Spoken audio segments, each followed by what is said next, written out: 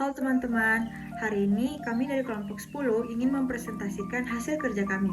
Perkenalkan, nama saya Fatima Zahra Deni dengan NIM terakhir 399 dan teman saya. Dan perkenalkan, nama saya Andini Aulia Kaputri dengan NIM terakhir 413. Yang akan membahas materi tentang gangguan spektrum skizofrenia. Jadi pertama-tama kita akan memasuki materi membahas tentang apa sih itu gangguan spektrum dan skizofrenia. Jadi gangguan pada spektrum merupakan gangguan-gangguan yang berada dalam satu garis keterkaitan dari yang ringan sampai yang berat. Dan berbagai karakteristik yang sama terkait skizofrenia terutama dalam hal gangguan persepsi, pikiran, emosi, dan perilaku.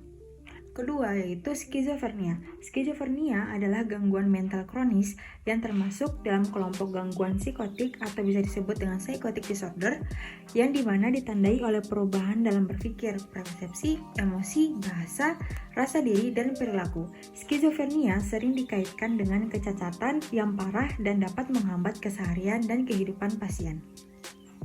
Selanjutnya kita membahas materi tentang gejala skizofrenia. Secara umum, berbagai gejala skizofrenia dapat dilihat jelas diantaranya pertama, halusinasi pendengaran, kedua, bahasa yang tidak teratur, ketiga, kesulitan pengontrolan diri, dan keempat, yaitu gangguan pengekspresian emosi. Dan 4 poin ini mempunyai keterkaitan dengan beberapa poin, yaitu delusi. Delusi adalah keyakinan yang salah, irasional, dan tidak sesuai kenyataan, namun diyakini kuat oleh penderita meskipun sudah ada bukti yang menunjukkan sebaliknya. Kedua, halusinasi.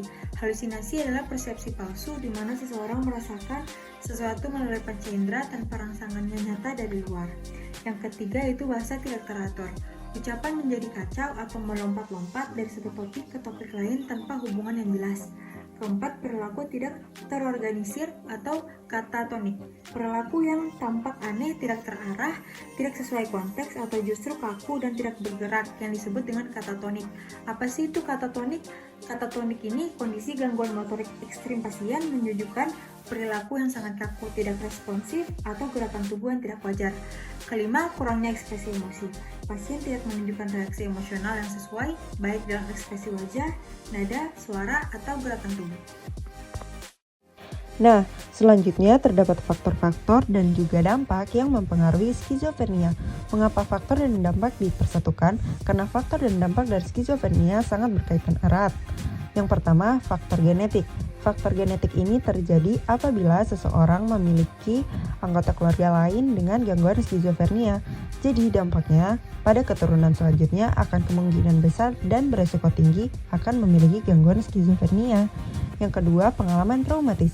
Pengalaman traumatis ini seperti pelecehan seksual, kekerasan fisik, dan kehilangan orang tersayang yang akan mengakibatkan stres dan tuntutan hidup yang berlebihan pada kemudian hari. Hal ini akan sangat besar untuk menjadi faktor skizofrenia. Keempat, isolasi sosial. Hal ini terjadi saat seseorang kesulitan untuk bersosialisasi dengan lingkungan sekitar, baik di dalam rumah ataupun di luar rumah.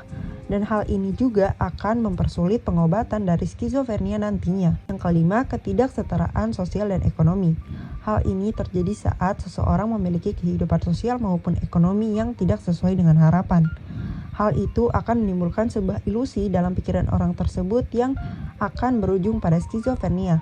Yang terakhir, penggunaan nafza dan kerusakan dopamin. Penggunaan nafza dalam masa penyembuhan maupun pada saat kehidupan seseorang, yaitu seperti narkoba, merokok, dan hal-hal lainnya yang memicu dopamin akan merusak tubuh orang itu sendiri apabila dopamin yang diproduksi dalam tubuh tidak seimbang, yang akan menciptakan sebuah skizofrenia dalam diri orang tersebut.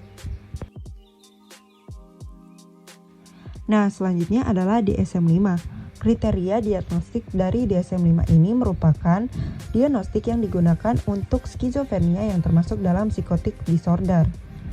DSM-5 sendiri adalah panduan atau acuan untuk seorang psikiater, psikolog, maupun dokter untuk menganalisis atau mendiagnosis sebuah penyakit mental secara tepat.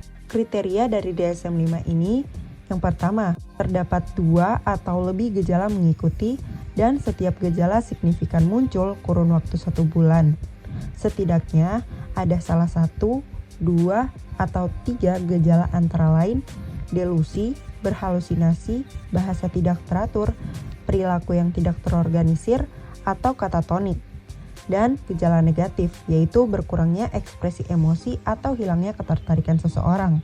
Yang kedua, adanya gangguan signifikan pada satu atau beberapa area utama, seperti pekerjaan, relasi interpersonal, atau perawatan diri untuk diri sendiri. Yang ketiga, tanda gangguan yang secara kontinu berlanjut selama 6 bulan. Dalam periode 6 bulan harus termasuk dengan setidaknya 1 bulan gejala dari kriteria A, gejala aktif pasif, dan termasuk periode protraumal atau residual.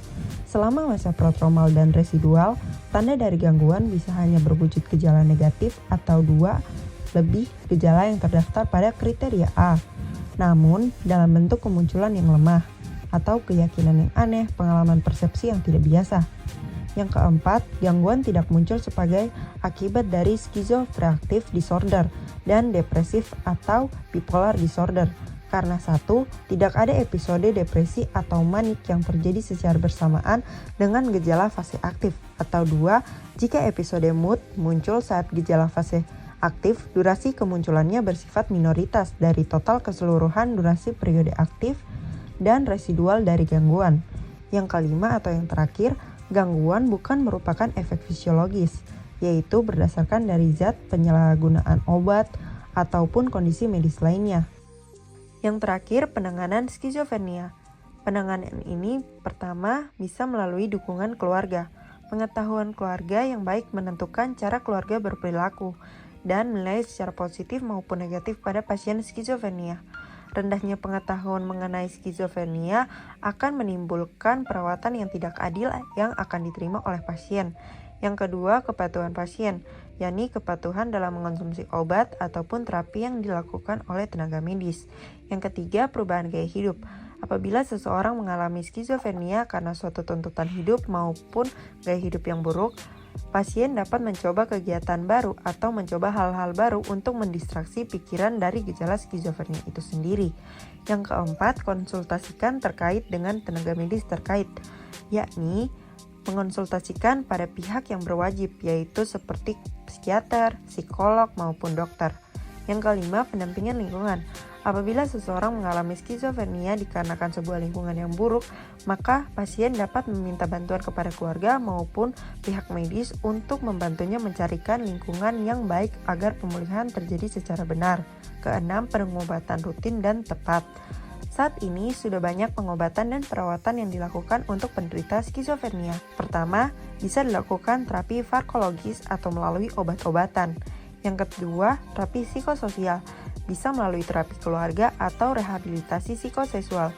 Yang ketiga, terapi tambahan atau pendukung, seperti mencoba terapi seni, musik, aktivitas kreatif, latihan mindfulness atau teknik relaksasi, dan manajemen gaya hidup. Yang keempat, perawatan rawat inap.